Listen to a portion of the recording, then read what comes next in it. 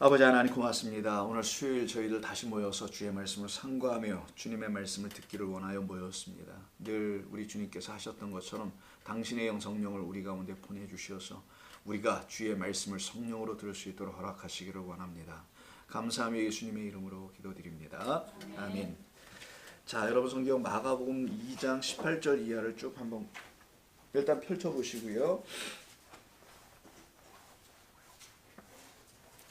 자, 물론 저 한 번씩 읽어보시기도 하셨겠지만 제가 한번 다시 본문 한번 읽어보도록 하겠습니다. 요한의 제자들과 바리새인들이 금식하고 있는지라. 이때 금식을 하는 금식일이었나 봐요. 2장 18절.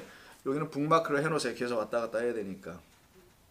사람들이 예수께 와서 말하되, 이 사람들은 계속해서 연속되는 그 앞에 있는 바로 앞본문에 있는 그 예수께서 들으시고 그들에게라는 그들은 16절에 있는 추정하건대 바리새인들과 서기관들일 가능성이 충분히 크거나 아니면 뭐 그 안에 있는 같은 어떤 사람들일 수 있습니다. 자, 그 사람들이 예수께 와서 묻되 말하되, 요한의 제자들과 바리새인들의 제자들은 금식하는데 어찌하여 당신의 제자들은 금식하지 아니합니까? 그러니까 적어도 이건 제자들이 물어본 건 아니겠네요. 제자들은 금식을 한 적이 없었다라는 거예요. 예수님의 제자들. 놀랍지 않습니까? 근데 요즘에 소위 그 제자 훈련 받고 제자 되신 분들은 이렇게 금식을 하시더라고요. 이게 뭐 이상한 일이죠. 자, 보십시다. 자, 그럼 두 그룹이 나눠지죠. 요한의 제자들과 바리새인들의 제자들을 한 묶음으로 놓고 그들은 금식을 하고 있다고 하고, 그러니까 정기적인 금식을 날마다 practice, 훈련하고 있는 거예요. 규칙적으로. 근데 예수님의 제자들은 금식을 안 해요. 그 이유는 뭘까요? 선생이 달라서 그렇습니다. 요한이 선생이고 바리새인이 선생인 자들 밑에서 있는 사람들은 그들이 가르쳐주는 것 때문에 금식을 하고 있는 거고, 예수님의 밑에 있었던 제자들은 예수님이 선생이기 때문에 그가 가르쳐주는 것 때문에 한 번도 금식하는 얘기를 들어보지를 못한 거예요. 금식이라는 게 뭔지를 이들은 제대로 모르는 것처럼 좀 막아보면서 얘기를 합니다. 근데 마태복음에 이제 금식에 대한 이야기가 있는데 나중에 가서 보기로 하고요. 예수께서 그들에게 이르시되, 자, 이런 비유를 얘기하세요. 모든 건 비유로 말씀하십니다. 비유는 깨닫게 하게 하는 목적이 있어요. 근데 이 비유에 담겨 있는 것은 단순한 비유가 아니고 그 안에 있는 단어나 용어나 환경이나 상황을 잘 이해하라는 거예요. 거기서 메시지를 들으라는 겁니다. 굳이 금식의 얘기를 왜 혼인집으로 설명할까라는 걸 여러분이 질문을 가져야 되는 거예요. 먼저. 아니, 금식하고 혼인집이 무슨 관계가 있을까? 왜 예수님은 혼인집을 얘기하나? 한번 읽어봅니다. 예수께서 그들에게 이르시되, 금식을 하고 있는 사람들에게, 혼인집 손님들이 신랑과 함께 있을 때 금식할 수 있느냐? 아니, 여러분 혼인집 잔치집에 가면 무슨 일이 있습니까?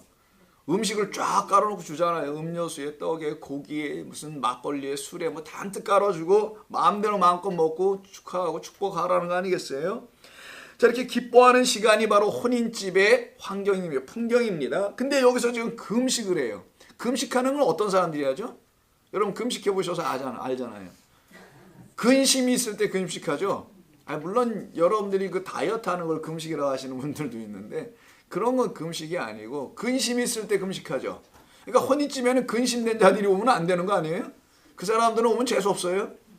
아니, 새 신랑 새 신부가 지금 새 출발을 화촉을 밝히면서 하는데 그 근심된 얼굴로 와가지고 축하합니다 이러면 돼야 되겠어요? 그게 속에는 근심이 가득한데, 그러니까 근심된 사람들이 혼인집에 와가지고 있을 수는 없죠. 그래서 이게 금식하는 자들은 근심이 있고 뭔가 자기의 마음에 해결되지 않은 게 있고, 그래서 그것 때문에 하나님께 뭐 한다는 겁니까? 기도를 하는데 금식하며 기도한다는 거 아니에요. 문제가 해결되지 않은 사람들이 지금 저한테 올 수 있다는 건데 이게 말이 되냐 이런 얘기 하는 거예요. 아니, 혼인집에서는 기뻐해야지 같이. 그러니까 혼인집에 들어오는 그 과객들, 손님들은 어떤 사람들이에요? 기쁨으로 와야 될 사람 아닐까요? 그걸 일단 설명하시는 거라 일단 봐야 되겠죠. 한번 보죠. 자, 신랑과 함께 있을 때에 금식할 수 있겠느냐? 자, 우리 예수님은 참 상식적인 걸 갖고 얘기하세요. 그러니까 우리는 상식이 안 돼 있는 거야, 어떻게 보면은. 그런데 우리가 그 상식이 없는 게 아니라 성경의 진리에 대한 상식이 부족하다는 얘기를 하시는 거겠죠. 신랑과 함께 있을 동안에는 금식할 수 없다. 딱 잘라주셨어요. 신랑과 함께 있는 자들은 금식할 수 없다. 그럼 뭐 하라는 거예요? 금식 대신에 먹어야지. 신랑과 함께 먹어야지가 혼인집에 오는 손님들이 해야 할 일이다. 왜 금식을 해? 이런 얘기하는 거잖아요. 그럼 예수님께서 왜 갑자기 금식을 해야 되냐 말아야 되냐 이 질문에 혼인집을 쓰신 거고 신랑을 쓰신 이유가 뭐고 손님들은 뭐고 먹느냐 먹지 않느냐는 무엇을 말하는 건가? 자, 우리 주님은 금식의 이유와 타당성을 신랑, 혼인집 이걸로 비유로 설명하는 거예요. 금식해야 해. 하나님 말씀하셨으니까. 근데 왜 해야 하느냐의 그 이유와 타당성에 대해서 한번 우리 얘기해 보자. 그 이유와 타당성도 모르고 금식하면은 바리새인들의 사람, 자기의 생각과 마음에 있는 그 근심 해결하기 위해서 하는 그 금식 기도들을 할 것이나 그 금식의 이유와 타당성이 그런 것에 있는 것이 아님을 알 때에는 그런 금식할 필요 없고, 그러나 그 금식을 하게 하는 이유가 있다. 그 금식을 반드시 해야 될 때가 또 오기도 한다. 그때는 반드시 해야 한다. 그래서 그 다음에 붙인 게 20절이 답인 거예요. 그러나, 항상 우리 주님은 그러나를 쓰시죠. 그러나 신랑을 빼앗길 날이 이르리니 곧 올 것인데, 신랑? 여기 혼인집에 신랑이 빼앗긴대요. 어떤 놈이 와서 빼앗아서 하는 거예요? 아니면 어떤 여자가 와서 빼앗아서 하는 겁니까? 이게 뭐예요? 이거? 자주 빼앗긴다고 합니다. 신랑이. 그러면 그때 그날에는 금식할 것이라. 아니 여러분 뭐 혼인집에 신랑이 빼앗겼는데 옆에 이웃집 사람들이 막 웁니까? 또 그렇다고? 뭐 애들이 이거 울고 울 사람은 다 한 사람밖에 없어요. 누가 울까? 그치? 그래서 키를 담아놓은 거예요. 신부만 운단다라는 거예요. 손님들은 안 울어요, 여러분. 그럼 여기 온 손님들이 누구를 말하려고 한 거겠어요? 그 신랑과 함께 먹고 마시는 그 기쁨의 방 안으로 들어갈 신부들이어야 한다는 걸 그 손님으로 설명한 거고, 20절엔 손님이 싹 빠지잖아요. 신랑 뺏기면 울 수 있는 사람은 딱 한 사람밖에 없습니다. 여러분들은 웃을지 모르겠지만 말도 안 되지. 신랑 빼앗기면 뭐 웃을지 모르겠지만 뭐 그런 경험이 있는 사람들도 있습니다. 뭐 신랑을 빼앗기면 때려치고 뭐 새 남자 만나고 저것도 나쁘지 않아. 그런데 신랑을 빼앗기면 울 사람은 딱 한 사람, 신부밖에 없는 거예요. 그래서 우리 주님이 말씀할 그러나 신랑을 빼앗길 날이 오리니 그날에 금식, 너희가 빠졌어요. 여기 지금 주어가 너희는 금식할 것이라. 자, 2인칭 복수입니다. 너희들은, 내 말을 듣는 너희들은, 그럼 너희들이 누구예요? 금식하고 슬퍼할 자가 신부지. 너희가 그 신랑의 신부라면은 너희는 그때 당연히 울며 불며 내 신랑 내놓으라고, 빼앗아간 놈이 누구야 내놓으라고 울고불고 해야지. 왜? 그날부터 뭐가 되는 거예요? 그 사람은 청산과부가 돼요. 그냥 과부도 아니야. 그냥 과부가 된단 말이에요. 그래서 고아와 나그네와 과부와 고아란 말이 신명기에 3종 세트로 나오는데 이게 우리를 표현하는 거라고 그랬죠. 과부가 되는 거야. 그 말은 너희들은 지금 잘못된 금식을 함으로 이미 과부야. 이미 신랑이 없어. 신랑이 있는 자들은 금식하지 않은데 너희들이 지금 금식하고 있다니 너희들이 지금 뭐라는 거예요? 과부야 얘들아. 그래서 하나님께서 그 과부와 나그네와 고아를 살피신다고 하신 거야. 하나님께서 나를 보내신 것은 그 잘못된 금식 같은 것을 자기 마음 이루려고, 자기 어떤 소원 성취, 다 금식이라는 게 그렇잖아요, 여러분. 자기의 어떤 아주 긴급한 상황, 어려운 상황, 그런 상황을 해결하기 위해서 자기 힘으로 안 되니까 하나님 앞에 매어 달리면서까지 하는 기도를 갖다가 금식 기도라고 한다면서요. 요까지만 읽어보고 요거와 똑같은 본문이 있는 누가복음 한번 가서 좀 보고 도움을 좀 받도록 하겠습니다. 누가복음 5장. 요즘 대부분의 성경들이 여러분 성경 아까 마가음 본문 위에다가 누가복음, 마태복음 어디다가 다 써 있을 거예요. 그럼 여러분 귀찮음증에 걸리지 않으신 분들은 꼭 가서 한 번씩 보세요. 도움이 됩니다. 누가복음 5장에 보시게 되면 이런 말이 나오죠. 5장 자 33절. 똑같은 본문의 연속입니다. 자, 의인을 부르러 왔다. 의사가 쓸데없다. 뭐 이런 얘기 하셨던 거잖아요. 지난주 말씀이. 그 다음에 그들이 예수께 말하되 요한의 제자는 자주 금식한다고 해서 여기 나옵니다. 구체적으로 누가 보면은 자주 규칙적으로 자, 요한의 제자들이 몇 번 금식하는지 몰라요. 근데 당시에 바리새인들이 일주일에 2번에서 3번 한단 말이에요. 그럼 요한의 제자들도 아마 뭐 엇비슷하게 했든, 왜냐면 다 구약에 묶여있는 백성들이니까 기도하고, 바리새인의 제자들도 또한 그러하다니까 자주 하는 거네. 두 그룹이 모두가 구체적으로 기록해요. 근데 이때 마가복음에서는 없는 말이 33절에 더 들어갔어요. 앞에서는 금식만 나왔는데 여기는 뭐도 있습니까? 33절에 보니까 기도한다고 돼 있잖아요. 아까 마가복음에는 기도란 말이 없어요. 거기는 금식만 있었습니다. 금식, 굶는 것 정도로만 표현해요. 근데 사실은 그게 기도가 붙어 있는 겁니다. 근데 누가복음은 아주 구체적으로 더 쓴 거예요. 금식하는 이유가 그들이 자기들의 어떤 소원을 이루려고 하는 금식들이었다라는 걸 더 붙여 넣은 겁니다. 그래서 금식하며 기도하고, 바리새인의 제자들도 또한 그러하되 당신의 제자들은 뭐 한대요? 여기 먹고 마시나이다. 아까 당신의 제자들은 뭐라고 돼 있어요? 그런 말 있습니까? 당신의 제자들은 금식하지 아니하나이까라고 돼 있어요. 보세요. 아까 18절과 비교해 보자고요. 마가복음 2장 18절 보니까 어찌하여 당신의 제자들은 금식하지 않습니까? 이렇게 하잖아요. 근데 누가복음 뭐라 하냐면 당신의 제자들은 먹고 마시나이다. 긍정문으로 썼어요. 마가복음에서 부정문으로 왜 금식하지 않습니까? 라고 했는데 누가복음에서는 당신의 제자들은 뭐 한대요? 먹고 마신다. 그래서 누가가 보는 관점이 좀 달랐던 거예요. 그 제자들은 이미 금식하지 않는 거 맞는데 금식하지 않는다는 말로 바꿔서 뭐라고 했다고요? 당신의 제자들은 먹고 마신다. 먹고 마시는 걸로 금식하지 않음을 확실히 보여준 거예요. 누가복음 더. 그걸 좀 구분해서 보자는 거죠. 그리고 이들은 기도하는 걸로 확실히 더 해놨습니다. 그러니까 금식 기도예요. 소위 말하는. 자, 금식 기도. 여러분 금식 기도라는 거 아시죠? 요 옆에 하나 더 붙는 게 있어요. 금식 기도원. 금식 기도를 또 해주는 기도원이 있습니다. 거기 가면은 금식 기도를 할 수 있도록 뭐 기도의 굴이라든가 뭐 처소라든가 이런 것도 마련해주고, 며칠 금식한 사람들에게 다시 금식 끝난 다음에 몸을 보양하도록 죽을 써준다든가 이렇게 돈을 내면은 거기에 맞춰서 해주는 이런 금식 기도원까지 있습니다. 이제 금식 기도로 하는 것도 당시였는데 이게 예수님 당시 바리새인들과 요한의 제자였는데, 지금의 예수님의 제자들이라고 하시는 열심으로 하나님을 믿는 분들은 그래서 기도원까지 가서 기도를 하는데 금식까지 하면서까지 자기 어떤 소원을 풀고 싶거나 근심된 일을 해결하고 싶어서 또 새로운 일들을 이루기 위해서 금식까지 하고 있는 사람들이 모여있는 원이 있어요. 원. 기도원까지 있습니다. 지금은. 자, 한번 보실까요? 그들은 당신의 제자들은 먹고 마시나이다. 금식하지 않는다는 거죠. 이 34절. 자, 예수께서 그들에게 이르시되 혼인집 손님들이 신랑과 함께 있을 때 너희가 그 손님으로 금식하게 할 수 있느냐?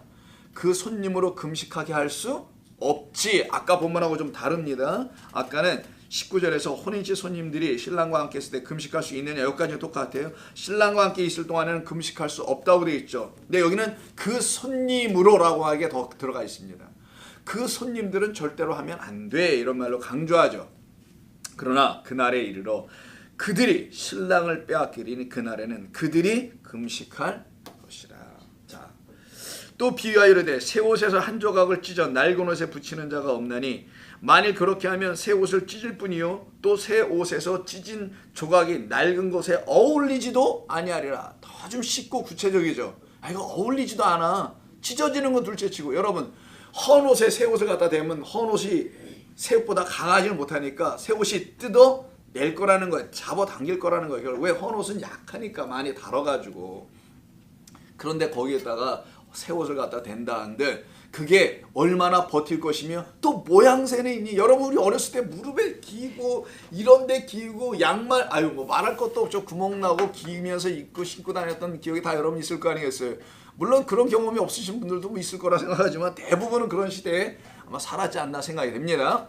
그런 거 보면은 그게 뭐 이렇게 어울려요. 그게 무슨 패션입니까?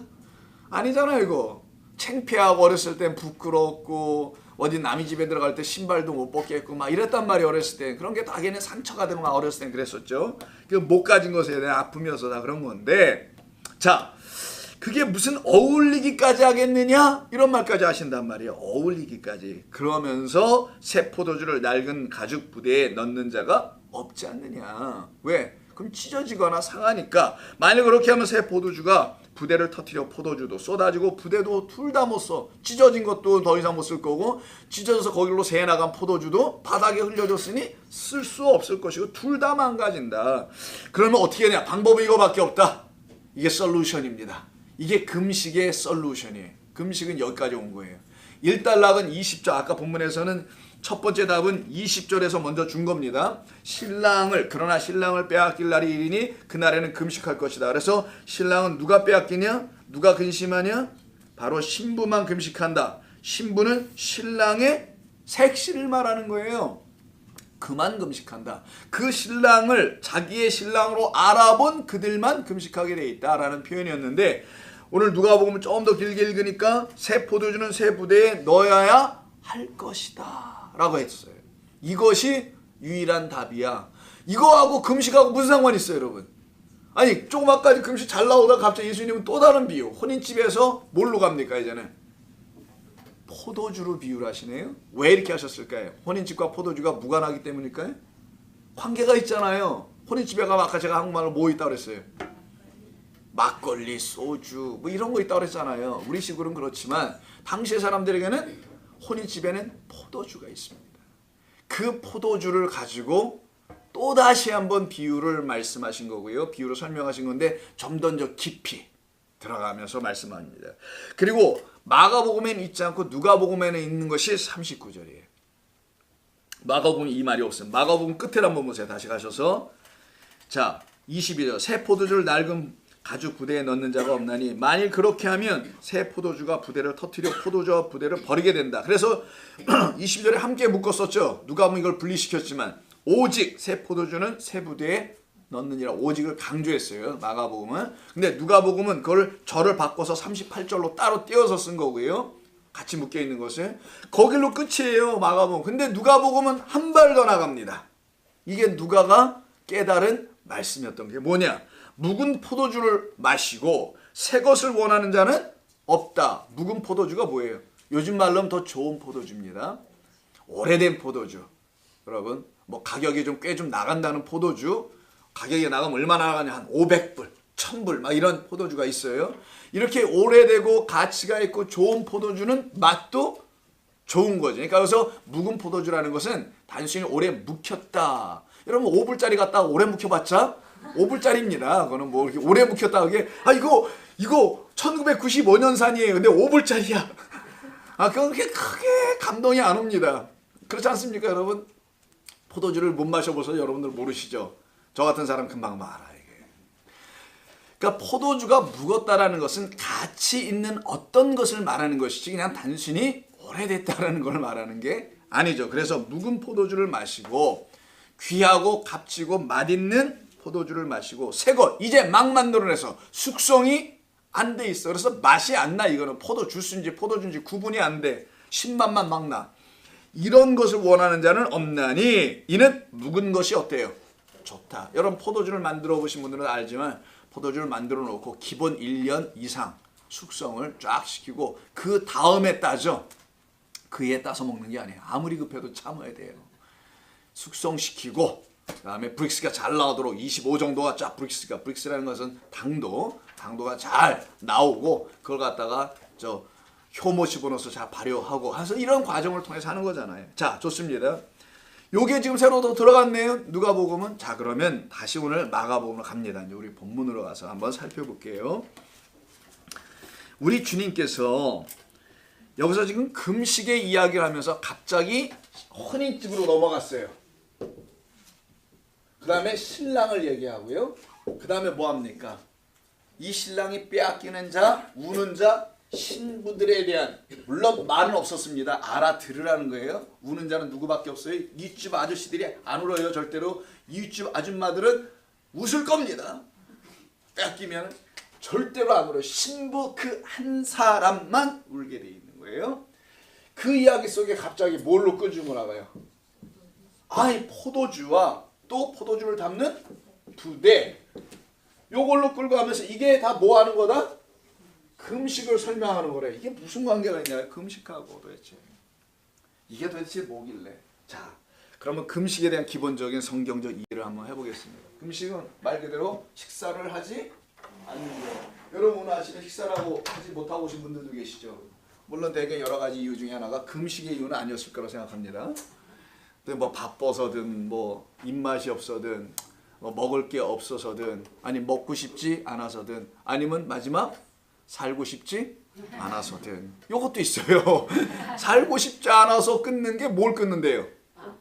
곡길 밥이라고 하지 않아요. 그런 때 이제 곡기를 끊는다 이렇게 말하잖아요. 그러면 밥을 안 먹는다, 음식이 내 몸에 들어오지 않는다면 뭐가 죽는 거예요? 그러면 결국 몸이 죽어야지. 자, 음식이 들어오지 않는다 내 몸 안으로. 그러면 사고 당할 자는 누구예요? 몸이지 뭐예요? 몸, 육신이지. 자, 그럼 음식이 계속 안 들어와. 계속 안 들어온다는 건 금식을 계속해. 금식을 계속한다는 건 뭐예요? 응답이 기도니까 없어. 응답이 안 와. 그럼 어떻게 하라는 거야 이거? 결국은 이거 죽는 거네 이거. 그래서 금식 잘못하다 죽는 사람들도 있어요. 40일 금식 기도 뭐 이런 거 하다가 예수님처럼 금식한다 해서 하다가 위장을 버리기도 하고 그래서 완전히 말라버리기도 하는 사람도 있고 또 어떤 사람들의 경우에는 죽기도 하기도 하고 어떤 사람들은 정신이 이상해지기도 하고 어떤 사람들은 신령한 것을 받다 해서 또 이상한 짓을 하고 돌아다니는 사람들도 있기도 하고. 그러니까 금식을 잘못하면 결국은 문제가 생깁니다. 자, 금식의 기본적인 원리는 뭐라고요? 안 먹으면은 죽는다. 안 먹고도 사는 사람은 없어요. 나 요새 밥맛이 없어서 잘 못 먹고 있어요. 때깔이 좋아 근데 얼굴빛이 괜찮아. 뭘 먹고 있다라는 거야. 근데 우리가 모르는 다른 걸 먹고 있는 것뿐이야. 그분은 밥을 안 먹는다고 얘기했다고 하는 거야. 알고 나중에 나는 밥은 안 먹어요. 뭐를 먹어야 돼? 다른 걸 좋은 걸 먹고 있었다라는 거예요. 자, 우리가 금식은 먹지 않는 거니 굶는 걸 말해요. 자, 굶는 거니까 계속 굶으면 우리는 죽습니다. 자, 금식의 기본적인 것은 죽는다라는 것을 알려주는 거예요. 그러면 먹지 않고 계속 죽으려고 금식하는 사람 보셨어요? 죽을 때까지 나 금식할래. 이런 사람 보셨습니까? 아무리 하나님 응답을 안 해줘도요, 그 사람 금식 그만둡니다. 그 스스로 얘기해요. 하나님의 뜻이 다른 데 있나 봐. 그리고 금식을 멈춰요. 왜냐하면 금식하다가 죽지는 않아요, 여러분. 40일을 꼭 채우다가 죽지 금식 기도하다 죽지는 않아요. 40일 목표 정해놓고 그거 끝까지 이루다가 사고 나거나 죽거나 하지. 자, 금식은 뭐냐? 말씀드리는 다시 반복합니다. 금식은 죽는 거예요. 금식은 죽는 겁니다. 자, 먹지 않아서 죽는 거예요. 그럼 성경에서 자, 답부터 알려드릴게요. 먹지 않으면 죽는 음식이 있음을 알려주는 게 금식이겠죠. 먹지 않으면 죽는 음식, 양식이라고 합니다. 성경은. 그 양식을 못 먹어서 죽는 것을 가르치기 위해서 하란 것이 금식. 다시 먹지 못해서 죽는 게 금식이잖아요. 그래서 먹지 못한 양식, 그 양식을 먹지 못하면은 죽음에 이르게 되는 거야 라는 거를 알려주려고 금식해봐 라고 한 것이라는 게 성경이 말하는 금식. 이해하셨어요? 네. 예. 금식의 목적은 딱 하나입니다. 금식은 먹지 못하는 사람들이 금식하는 게 아니고 내가 먹을 양식이 있는데 반드시 내가 살아나기 위해서는 먹어야 되는 게 양식이잖아요, 우리가. 근데 사람이 안 먹으면 안 되잖아, 살기 위해서는. 마찬가지로 우리의 영혼이 내 영이 살아나기 위해서는 반드시 먹어야 할 양식이 있는데 그 양식이 뭔지를 모르니 하나님께서 금식을 통하여 내가 이렇게 굶으면 죽지. 마찬가지로 내 육만 죽는 게 아니라 음식을 먹지면 육이 죽어가니까 몸이 죽어가니까 마찬가지로 내가 내게 주시는 하늘에서 오는 그 양식을 먹지 못하면 너는 죽게 돼. 그 금식을 해야 해. 어떤 금식? 그 하늘의 양식을 먹기 위한 금식을 해야 하는 거야 라고 가르쳐 주신 것이지, 그냥 먹지 않는 금식을 하라는 게 아니에요. 그래서 누가복음에서는 그 제자들은 먹고 마셨다라고 한 거예요. 이해하셨죠? 그들은 먹고 마셨다. 제자들은 먹고 마신다. 혼인집에 온 그 신부들은, 손님들은 신랑과 함께 신랑이 제공해 준 음식을 먹고 마신다. 여기서 그 신랑이 누군지 알 거 아니에요. 그러면 여러분, 성경에서 신랑 하나밖에 없잖아요. 누구? 예수라는 그 신랑이 내어주는 그 양식을 그 손님들, 나중에 20절에 손님이 아니라 뭘로 바뀌어요? 신랑을 빼앗긴 신부가 되지. 그 신부들인 손님들은 먹게 된다. 그래서 우리가 해야 될 금식은 굶는 게 아니고요, 하늘의 양식을 구하는 금식이어야 된다는 거예요. 그럼 금식은 뭐냐? 거짓된 양식을 끊고, 이게 한 발 더 나가는 겁니다. 금식에 대한 정의예요. 거짓된 양식, 지금까지 먹어왔던 거짓된 양식을 어떻게 하라는 거예요? 끊어, 굶어버려서 죽어보는 거야 한번. 근데 전에는 그 양식 안 먹으면 죽는 것 같았단 말이야. 좀 감미롭고 은혜스러운 설교를 못 들으면 설교가 은혜가 되지 않아갖고 한 주간 기분이 우울해. 그렇게 살아왔던 나의 과거의 모습이 있고, 뭐 지금 있으면 안 돼? 안 됩니다. 아멘. 그래. 그런 양식을 못 먹었을 땐 막 힘들고 어려웠어. 참 위로가 되는 말씀, 나 잘한다고 해주는 말씀, 격려해주는 말씀, 당신 얼마든지 하나님의 영광 돌릴 수 있다는 그런 말씀, 이런 말씀이 내게 필요했었어요, 한때. 근데 그 말씀을 더 이상 먹으면 안 된다는 거를 어떤 나쁜 인간이 와서 막 가르쳐, 어느 날. 그래서 내가 막 헷갈려. 아, 도대체 어떻게 하라는 거야? 내가 어떤 걸 먹으라는 거야? 도대체 난 지금까지 이걸 먹고 내가 열심히 하나님 찬양하고 난 기뻐하며 지금까지 살아왔는데, 왜 이거 격려해주는 위로의 말씀, 사랑의 말씀, 나보고 하나님께서 얼마든지 할 수 있고 영광 돌릴 수 있다는 이런 내게 어떻게 힘이 되는 말씀, 능력이 되는 말씀을 더 이상 먹으면 안 된다고 말하는 어떤 나쁜 인간이야. 교회에 나타나가지고 그 인간이 막 와서 다른 말을 해주는데, 그런 거 먹으면 다 되죠? 이런단 말이에요. 나 참.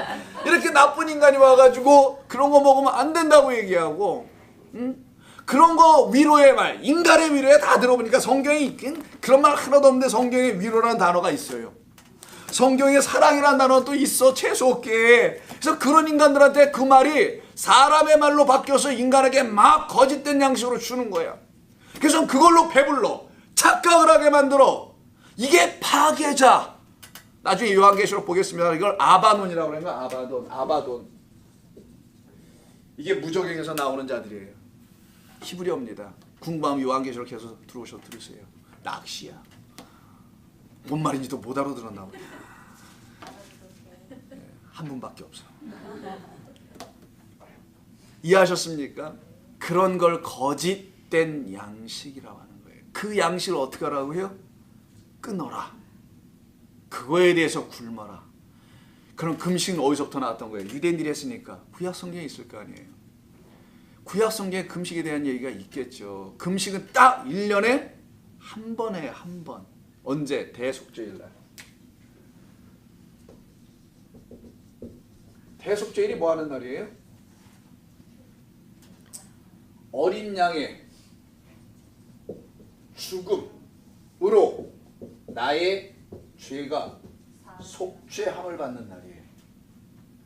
죽음이 있습니다. 나의 죽음을 그가 대신 주고 죽음이 내게서 떠나버리는 걸 말하는 걸 대속죄일이라고 하는 거예요. 요날 하루만 뭐하라? 금식하여 너희가 먹어야 할 양식, 너희를 살려내게 하는 그 양식이 어디? 누구? 어린 양의 죽음으로부터 온다는 사실을 알아라. 이 양식을, 이 어린 양을 주신 여호와 하나님부터 얻어먹지 못하면 이 대속죄를 매년 한 번에 한 번씩 하는, 1년에 한 번씩 하는데 이거 밤낮 해봤자 소용없어. 밤낮 교회 줄서 열심히 해봤자 소용없어. 이와 똑같은 얘기인데 이때 한번 하게 합니다. 그러니까 금식은 뭐예요? 이미 여기에 죽음을 전제하는 거잖아요. 뭐에 대한 죽음? 거짓된 양식. 근데 이거를 이들이 뭐 어디다 갖다 써요? 히브리 사람들이, 유대 종교가 자기들의 열심과 특심에 갖다 썼단 말이에요. 그래서 이걸 또 언제 써보냐? 이스라엘이 멸망을 당해보잖아요. 바벨론에서 BC 586년 기원전, 예수님 오시기 전 586년 전에 멸망을 당해. 이러니까 나라가 빼앗기니까 이들이 모여서 뭐예요? 안 되겠다. 우리가 기도빨이 약한가 봐. 기도빨이라고 해요. 그때는 기도원, 기도빨. 기도원과 기도빨이 쓴다면서요. 기도빨이 약한가 보다 해서 금식을 한번 해보자. 그래서 막 금식을 제도화시켜요. 이게 바리새인들이었던 거예요. 당시에. 이 금식을 선포하고 하루에 난 정확히 모르겠어요. 일주일에 나중에 더 발전해가지고 바리새인 때는 2번인가 3번까지 하게 돼. 월요일, 목요일 기본 2번, 3번인 거 알고 있는데 막 하는 거야. 머리에 기름을 바르고 반지르르르 하게. 왜 그런지 아세요? 나 금식 안 하고 있어. 티내려고. 오히려 그렇게 해서 더 티나. 금식 안 하고, 금식하면 얼굴 이렇게 빠지잖아요. 여러분 한 끼 먹어서 얼굴 빠집니까? 아니 한 끼 안 먹어가지고 하루 안 먹으면 얼굴이 쭉쭉쭉쭉 빠져나가요? 그게 여러분의 소원이긴 하잖아. 한 끼 안 먹고 하루 안 먹고 막 살이 쫙쫙쫙 빠지는 게 여러분 소원이긴 하지만 그대로 이루어지지 않잖아. 절대로 얼굴에 티도 안 나. 절대로 안 나죠. 그래서 바리새인들이 티를 내려고 얼굴에다가 기름을 바르고 간지르하게 해보려고도 했는데 그들은 그렇게 하지 않고 어떻게 하냐? 그냥 지저분하게 티를 내고 다녔어요. 음식하는 것처럼. 이게 당시의 사람들이 자기들의 열심, 특심, 두려우니까, 멸망당하니까, 빼앗기니까, 포로로 나오라니까. 왜? 이 양식을 못 먹으면 다 그 메뚜기들한테 잡혀 죽는 거야. 그게 메뚜기 재앙이라는 거예요. 그 재앙 중에서도. 그리고 황충의 재앙이라는 게 있어요. 요한계시록 하면. 그런 것들에 의해서 너희 성전에 거짓된 말씀들로 가득 채워져. 너희들은 다 죽임당해. 이게 진짜 심판이에요. 하나님의 심판은 하나님이 심판을 왜 하세요? 당신의 백성들에게. 상식적으로 생각해봐. 여러분들이 여러분 자식을 심판합니까? 안 하잖아요. 그래서 예수님도 심판의 권한이 있었지만 나도 심판하지 않는다. 요한복음 보면 뭐가? 너희가 갖고 있는 모세의 그 말 로고스가 너희를 심판할 거야 나중에. 무슨 말이야? 하나님 주신 말씀을 깨닫지 못하여 그냥 말씀만 붙잡고 있는 그 말이 너희를 심판하게 돼. 왜? 그 말은 너희에게 뭘 주니까? 인간의 위로나 무슨 사랑이니 이런 거짓된 양식으로 바뀌어서 주어지는 그런 것들로 너희들이 듣게 되기 때문에 너희가 그걸로 다 심판받게 돼 나중에. 그래서 금식은 그 거짓된 양식에 대하여 곡기를 끊는 걸 말하는 거예요. 그래서 금식은 대속죄날 나의 죽음, 옛 것에 대해서 나는 죽는 시간, 그리고 그 어린 양으로 말미암아 다시 새 생명으로 살아나온 것. 그래서 그가 주시는 양식을 먹는 거, 그 양식은 생명이겠네. 그가 죽음으로 줬으니까. 생명은 생명책에 기록됐다며. 또 생명책은 여기 있네. 하나님의 말씀이죠. 이 말씀을 깨달아 알아듣게 되면 그때부터 그들은 금식이 아니고 예수님이 주시는, 하나님 주시는 그 식탁에 둘러앉아 먹고 마시고 그 포도주에 취하는 기쁨의 신부가 되는 거지. 그래야 첫날 밤을 뜨겁게 하든 말든 하지. 덜 취하면 덜 하게 돼 있어요. 경험 있는 유경. 이거 좀 그렇다 표현이. 사랑이란 얘기예요. 자, 그럼 여러분 대략 이해하셨습니까? 금식이 뭔지? 네. 금식은 거짓된 양식에 대한 끊임이고 내가 잘못 먹고 왔었던 것이 무엇인지를 알게 되는 그것을 가르치는 게 금식이었고, 그래서 금식을 통하여 우리는 새로운 걸 먹고 마시는 일을 해야 하는 거예요. 그런데 여기 우리 주님이 비유로 21절에 또다시 쓰시죠. 생배 조각을 낡은 옷에 붙이는 자가 있으면 안 된다. 이게 무슨 말이에요? 옛것, 바리새인들과 서기관들과 인간과 장로들의 유전과 전통이 가르쳐주는 모든 것들을 갖다가 낡은 옷이라고 하는 거예요. 새로운 조각은 당신 예수죠. 새 옷을 입어야 될, 새 옷을 넘겨주려고 이 땅에 오신, 겉옷과 속옷을 넘겨주려 이 땅에 오신 당신, 이것을 낡은 옷에 갖다 입히면 안 돼. 홀라당 벗어. 일단 이해하셨어요? 다 벗어도 부끄러워하지 아니하더라. 이게 혼인하는 자리에서 신랑과 신부의 신혼방 아닙니까? 첫날 밤이고 바로 이렇게 그 신부가 덮어주는 그 새 옷으로 입어야 하는 것이, 신랑이 주는, 신부가 덮어주기도 해요 요즘은. 그것으로 해라는 그런 말씀이 이게 비유예요. 낡은 옷, 옛것에. 구약을 말하는 게 아닙니다. 사람들이 가르친 잘못된 지식, 이런 것에다가 예수의 지식을 갖다 더덕더덕 붙이지 마. 이런 얘기한 거예요. 그걸 완전히 어떻게 해요? 벗어버려. 그래서 여러분 마가복음에 예수님이 잡히시는 밤에 어떤 한 청년이 무서워서 도망을 칩니다. 그때 그가 두르고 있었던 잠자고 겟세마네 동산에게 잠자고 있었던 그가 정신없이 냅다 뛰니까 자기가 두르고 있었던 뭐가 옷이 벗겨져서 벌거벗은 채로 도망가는 한 청년이 있어요.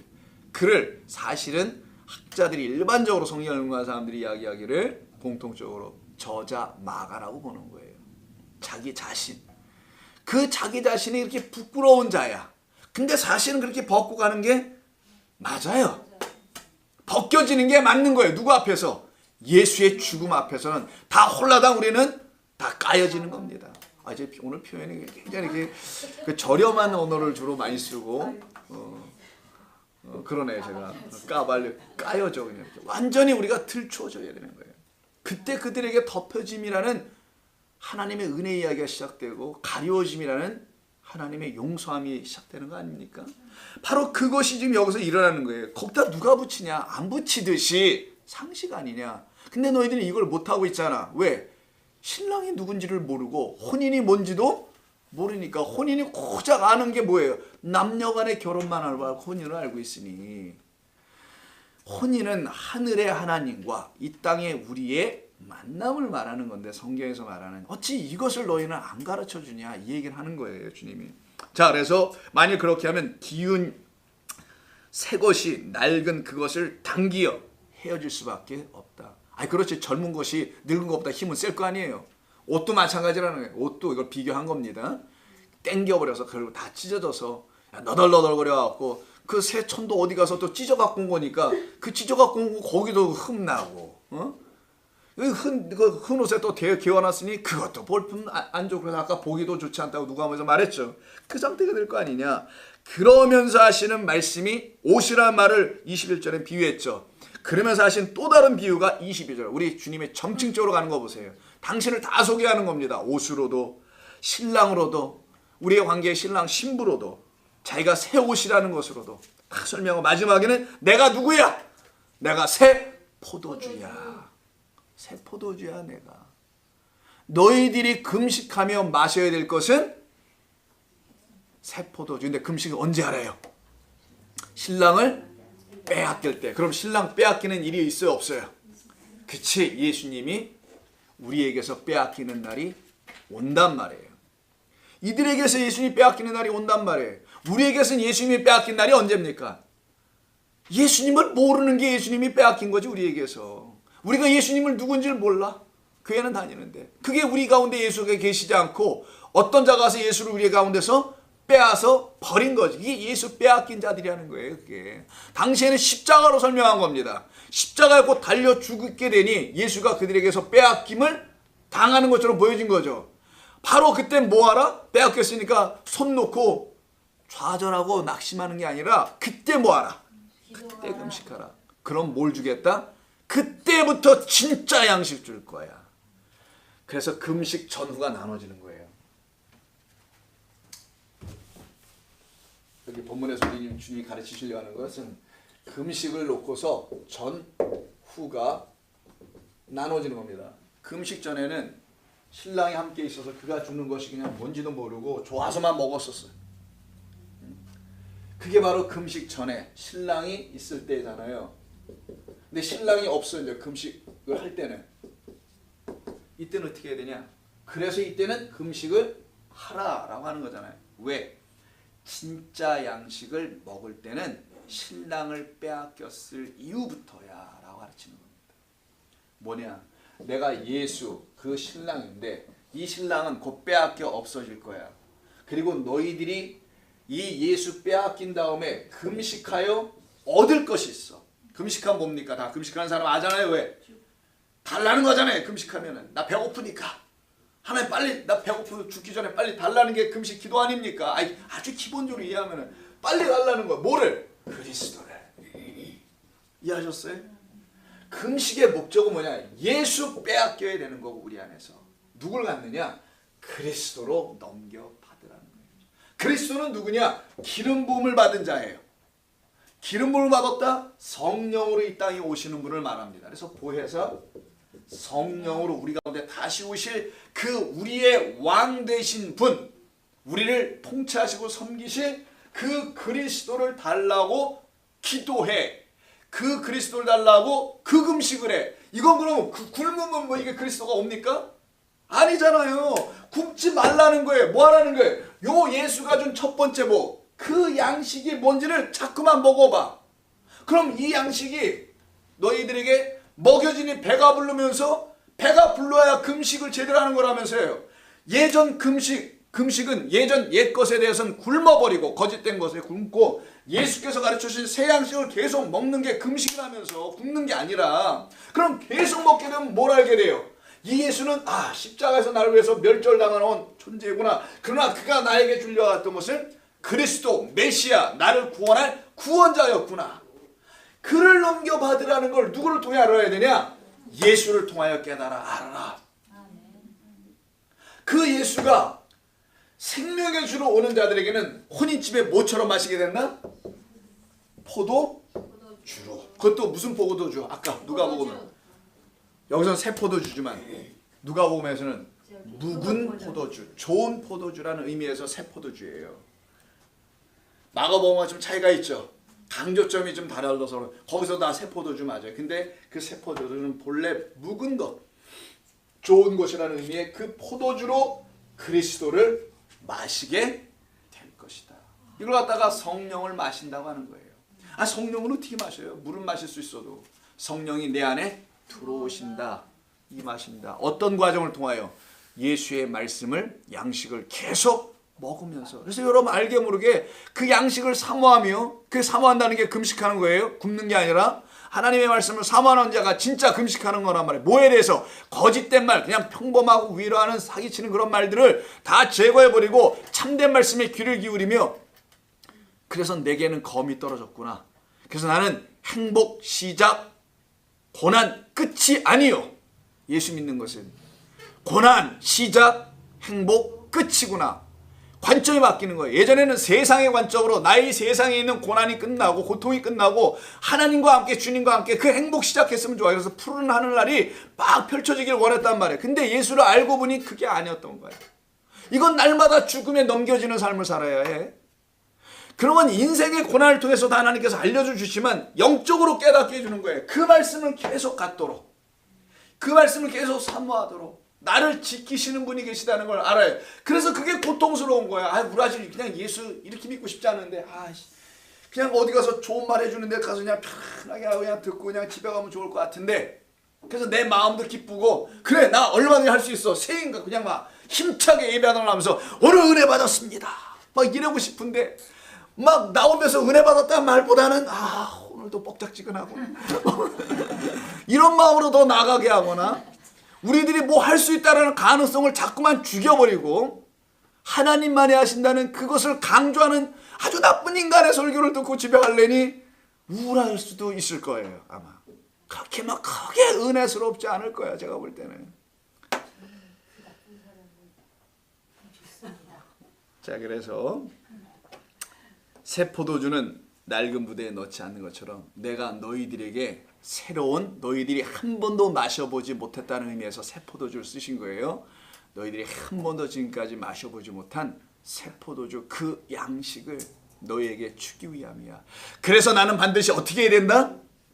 빼앗겨야 해. 이해하셨어요? 네. 참 신비한 겁니다, 이게. 우리 하나님만이 하시는 거예요. 그래서 나는 역설적으로 빼앗기러 온 자야. 빼앗겼으면 그 신랑, 당신이 없으면 아니 돼요 라고 그 신랑을 찾는 신부들이 반드시 있게 된다. 누가 그럴까? 그를 신랑으로 알고 그를 사랑하는 자들만 그렇게 돼 있어요. 그들은 그 신랑을 갖기 위해서 진짜 그때부터는 금식할 거다. 굶는 거 아닙니다. 생명의 양식을 먹기 위해서 하나님의 말씀을 사모하며 귀를 기울이게 될 것이다. 그들에게는 다 채워주신다. 만약 이거 안 채워지면 나도 여러분 앞에서 사기치는 거고, 여러분들은 돈까지 내면서 사기당하는 거고, 아주 골치 아파집니다, 이거. 근데 여러분, 우리가 알잖아요, 다. 그 채움을 받고 살아간다는 거. 그래서 이날 이 수요일날 대낮에 일할 시간에 여기 와 있잖아요. 이거 지금 일 다 스케줄 하나님께서 바꿔 주셔서 그런데도 먹고도 살아가네 또. 아이고 먹어봤자 뭐 얼마나 먹고 살아가겠어 우리가. 이 조그만 위에다가 얼마나 넣으면 늘 것이며 넣어봤자 거기서 거긴 거.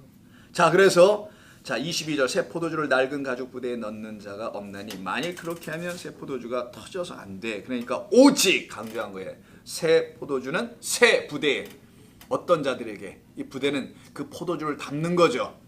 새 포도주는 새 부대 우리 새로운 존재들 위에 그게 신부예요. 거룩한 신부들.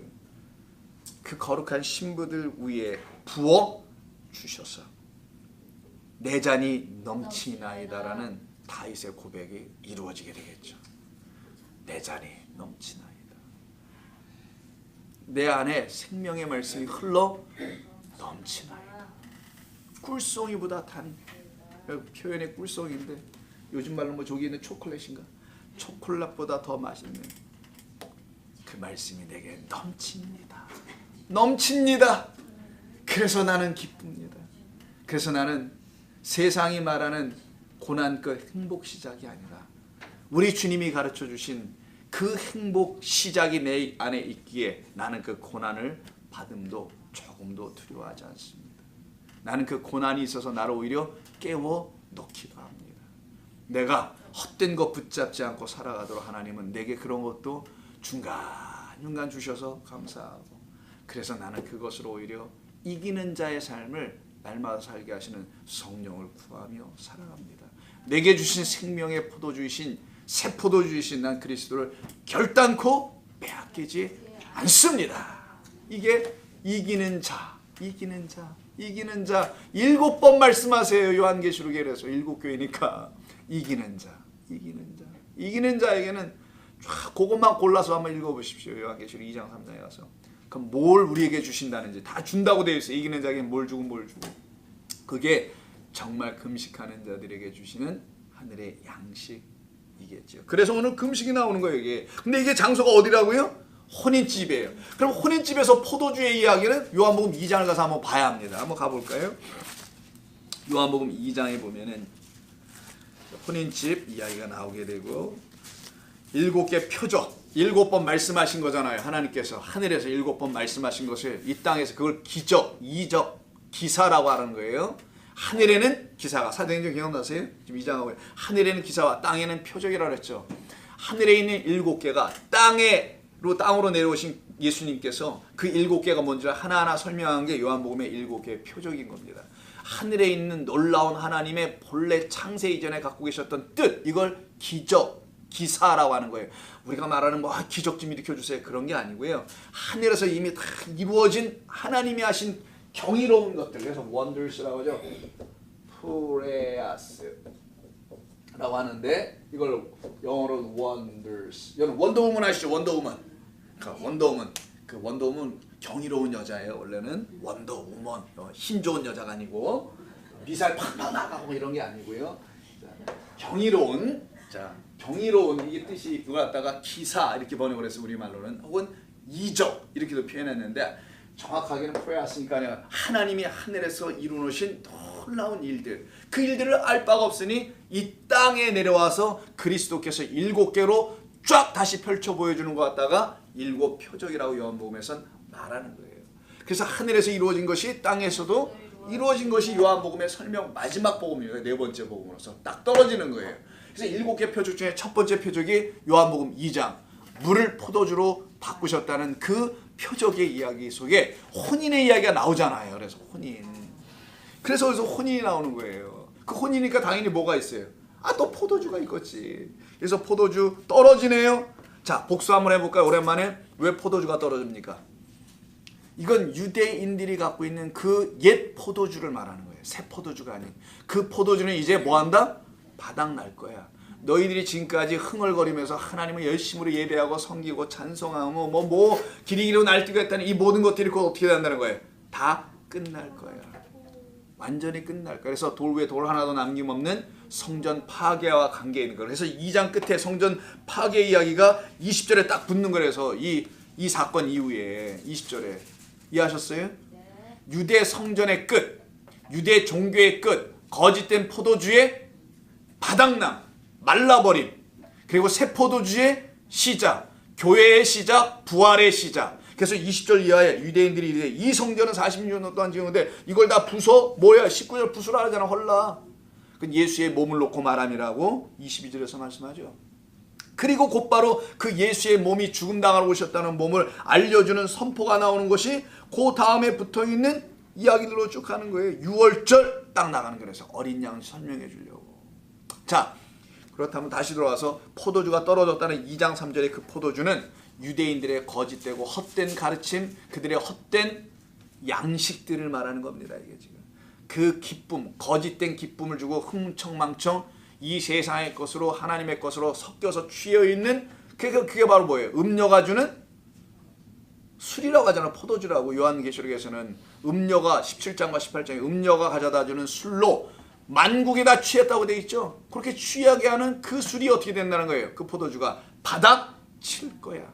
이걸 설명하는 거예요. 그래서 사람의 혼인잔치, 이게 성전입니다. 사실은 여기 혼인집이 그 성전에서 그 참신랑과 참신부들이 만나지 못한 그 자리에서는 바로 그거부터 떨어진다. 그래서 물두멍이 나오는 거예요. 곧바로 그때 내 때까지 이르지 않았다고 하죠. 여자요, 내 때까지 이르지 않았다는 게 4절. 그 어머니가 가서 포도주 좀 해결해 주오 했더니만 내 때까지 이르지 않았다. 내 때는 항상 죽임당하는 때.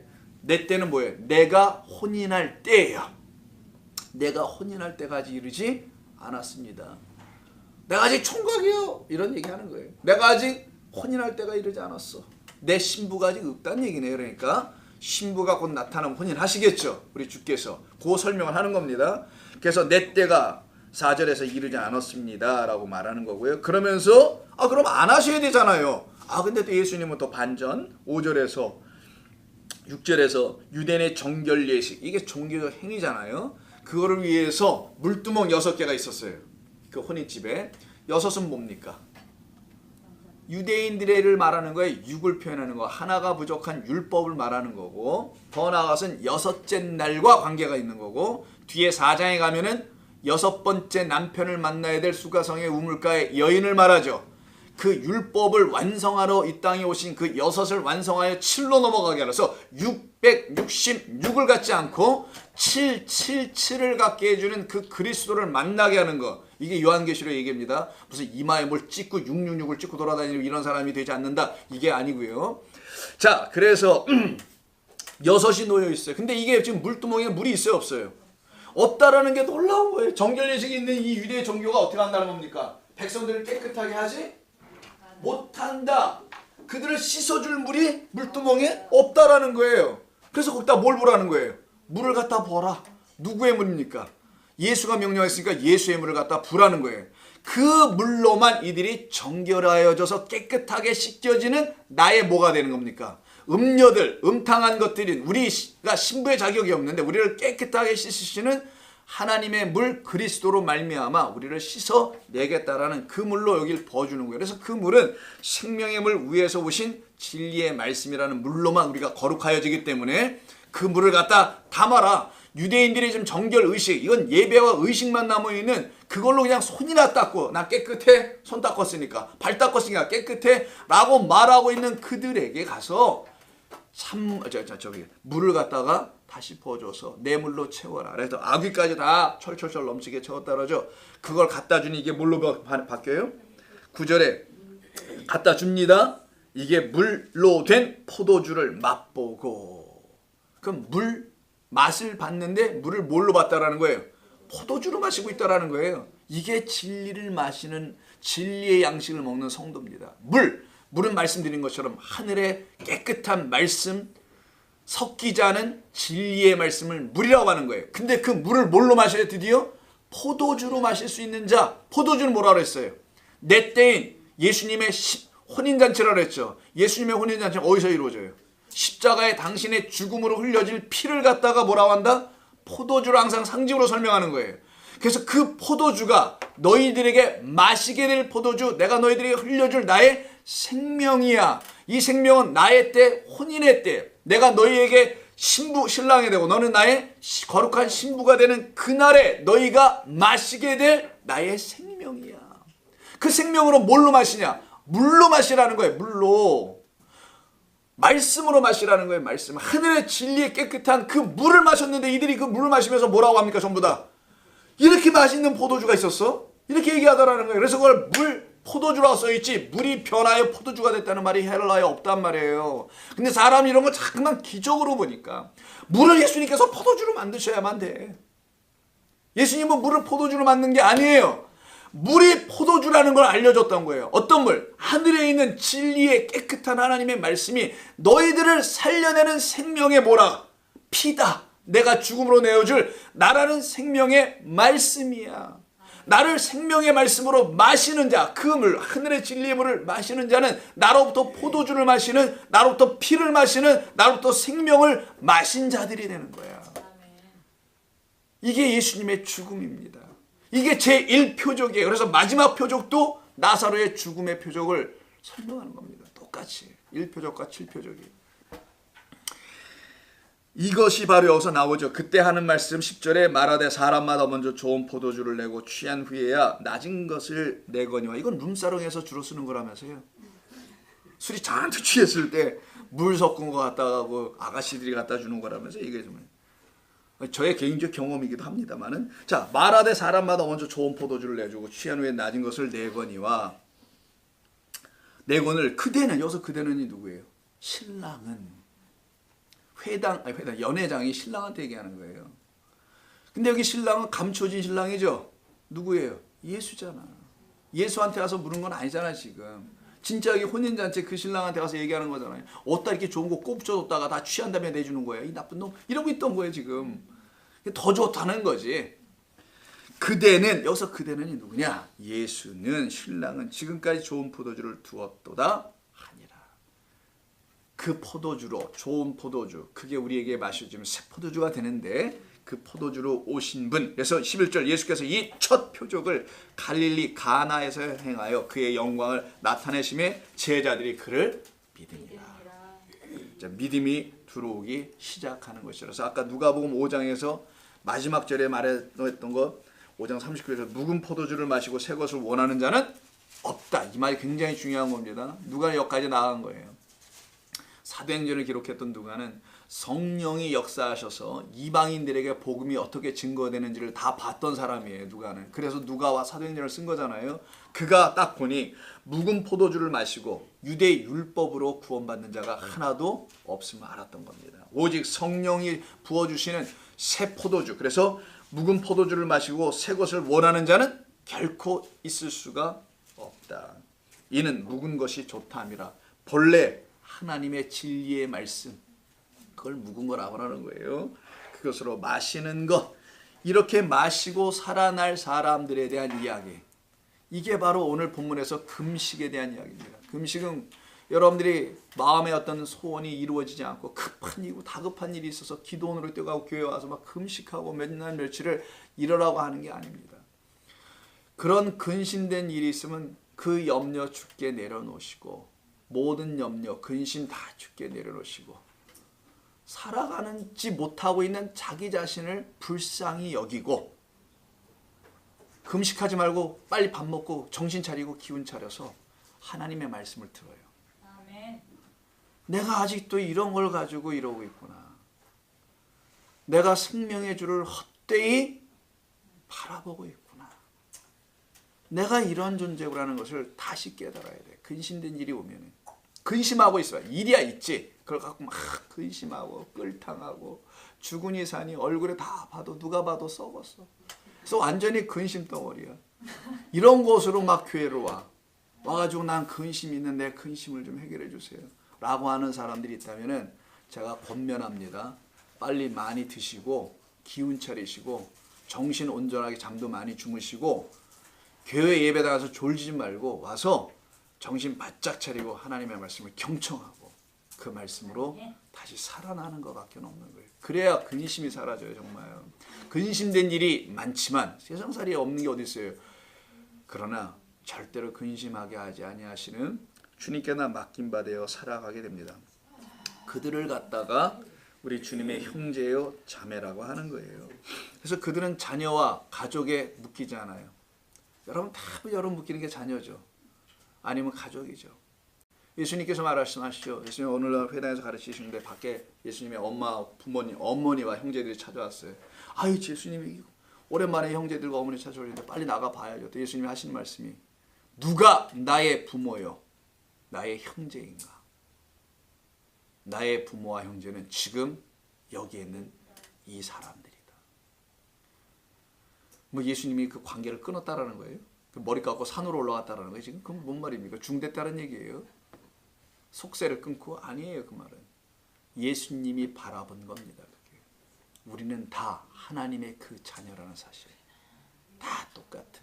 여러분이 여러분의 자식을 하나님의 자녀로 못 보면은 여러분들은 우상을 하나 갖고 살아가게 될 겁니다. 분명히 제가 경고합니다. 미리 빨리빨리 내려놓고 뭐 내려놓는다고 되는 것도 아니겠지. 나 내려놓을래 이래서 되지는 않고 하나님의 가족의 개념이 뭔지를 알아야 해. 이게 톨레도트예요. 하나님의 가족. 그래야 여러분 어떤 상황에서도 묶이지 않아요. 여러분의 자식을 여러분이라는 것으로 생각하는 그 순간에는 여러분들은 묶입니다. 여러분의 자녀조차 내 몸으로 난 것뿐이지 하나님의 것인 것을 알아야 하지 그에게 복음이 있어야 될 것을 생각하게 됩니다. 그렇지 않으면 자식에게 뭘 잘해줄까, 뭘 못해줬는데 이 생각만 맨날 하는 그 세상의 그 부모밖에 안 돼. 그래서 예수님은 너희들은 세상의 그 부모 돼서는 안 된다. 너희들은 그 세상에 말하는 그런 형제들 돼서는 안 된다. 하늘의 백성, 하나님의 그 자녀들로 만들어져야 될 그 사람들로 서로를 바라봐라. 그래야 묶이지 않는다. 그래야 하나님께 다 맡긴 바 돼요. 그때 내 손에서 떠나야 하나님 손에 들어간단 말이에요. 그들이. 그래야 그들이 무엇이 되든 됩니다. 그래야 그들이 여러분의 눈에 무엇이 안 돼 있는데 그 마음을 갖지 않게 돼요. 다 자기의 마음이야. 부모들은. 아, 내 아들이 저렇게 돼야 돼. 내 자식이 저렇게 돼야 돼. 내 딸은 이렇게 왜 됐을까? 이 마음으로 맨날 그걸로 죄를 짓고 상처 주고 고통 주고 고통당하니 여기서 못 벗어나요. 그래서 여러분들 거기에서 완전히 자유할 수 있기를 바랍니다.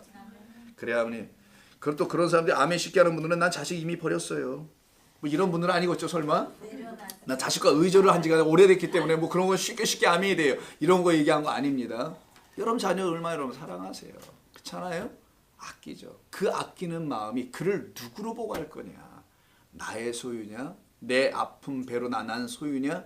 아니면 성령으로 다시 물과 성령으로 거듭나야 될 그 고통이 그에게도 있어야 할 하나의 하나님의 사람이 되어야 하느냐? 고민하셔야 됩니다. 그렇지 않으면 여러분들은 엉뚱하게 이 세상에서 잘 나가는 인간 되기를 소망하거나 잘 나간 아들, 딸들 하나 가진 것밖에 없어요. 그래서 자랑하는 게 예수 참 믿었더니만 애가 성적이 좋아지고 공부도 잘하고 의사, 박사, 변호사, 목사는 안 돼. 되지도 마 그런 것들은. 그런 것 됐다고 자랑하며 그걸 간증으로 삼아요. 그러지 말라는 거예요 여러분. 그걸 죽음의 자식이라고 하는 겁니다. 사망의 그늘 아래 있는 흑암의 백성이라고 하는 거예요. 거기에서 우리를 불러낸 거죠. 그래서 우리 주님이 마태복음 5장에서 금식에 대한 얘기를 한번 했으니까 금식은 해서 뭘 갖는 건지를 6장입니다. 너희는 바리새인과 같이 이렇게 하지 말라라고 하시는 몇 가지 내용이 있죠. 외식하는 자들처럼 하지 말라. 첫 번째 2절에서 6장 2절에서는 구제할 때 너희는 그런 구제하면 안 돼. 기도할 때 너희는 그런 기도하면 안 돼. 이게 다 옛 것이에요. 그리고 금식할 때 너는 이런 금식하면 안 돼가 16절. 6장 16절. 금식할 때 너희는 외식하는 자들과 같이 슬픈 기색을 보이지 말라. 이제 이해하셨죠? 슬픔이 뭔지. 신랑 빼앗긴 자들만 슬픈 기색을 하는 겁니다.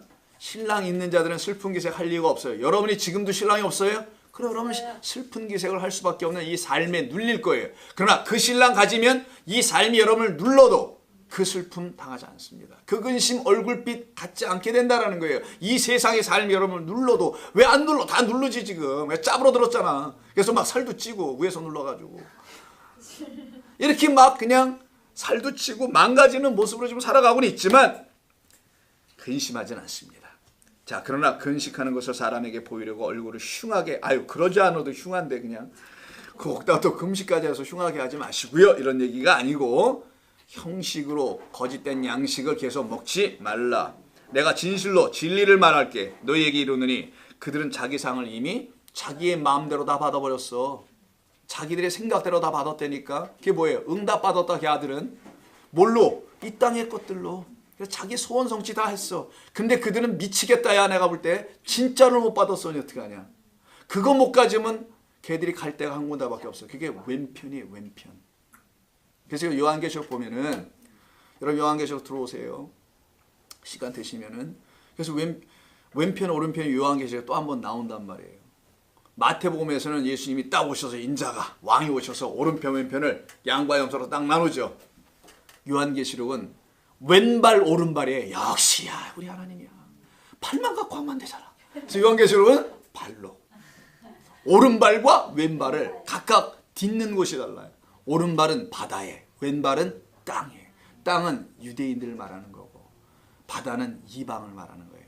세상 끝까지 복음을 전할 때 그 끝은 바다네. 결국은 바다, 그 이방, 하나님의 복음이 미치지 않았던 그곳까지 너희들은 복음을 전하는 그 이방을 상징하는 그 바다에 뭐가 올려져 있어요?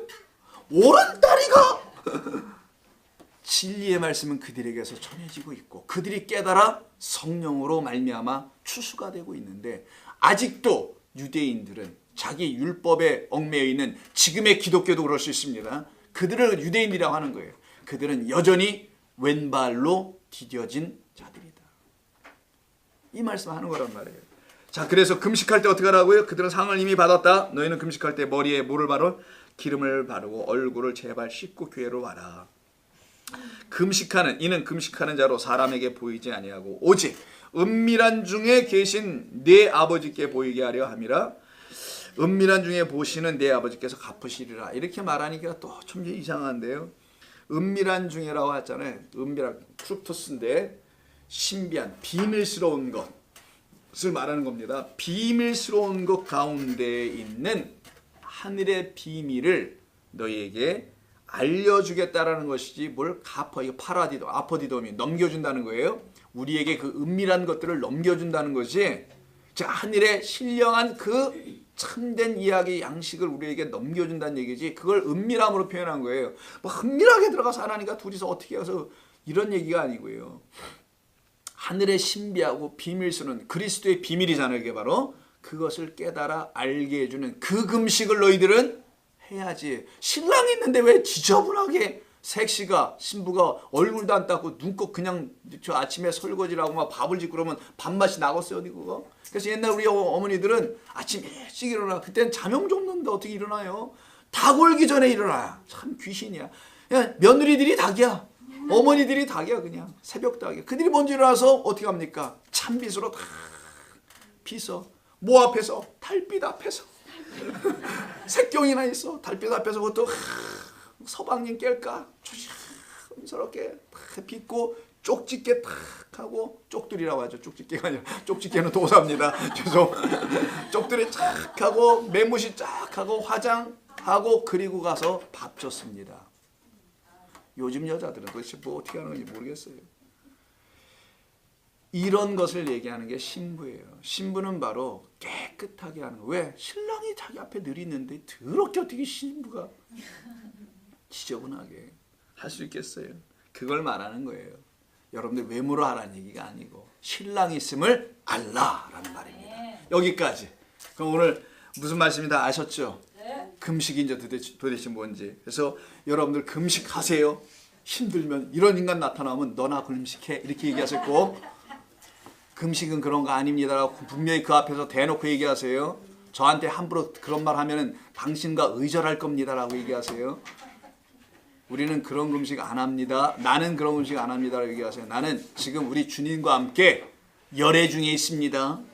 생명의 양식을 지금 공급받고 있습니다라고 얘기하시면 됩니다. 질문 있어요? 아까는 시작 전에 질문 있었는데 선악지식나무 생명나무 이야기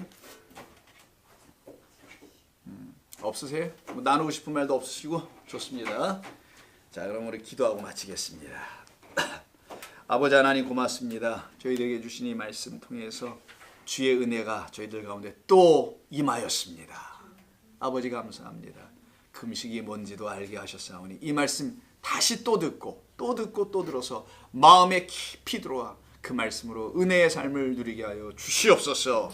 우리 성도님들 오늘 하루 삶에 좀 힘듦이 있고 어려움이 있을 수 있습니다. 그러나 우리 주님이 그들과 함께 하시고 그들에게 참된 평안의 양식을 날마다 공급해 주심으로 넉넉히 이겨가고 있는 줄로 믿습니다. 인내하며 그날에 이르기까지 참고 견뎌낼 수 있도록 우리 성령님 그들에게 단순한 인내를 주시는 것이 아니라 참된 기쁨의 말씀을 날마다 더 부어 주시옵소서. 돌아가는 발걸음 지키시옵고 우리 주님 예수님의 이름으로 기도하옵나이다. 아멘.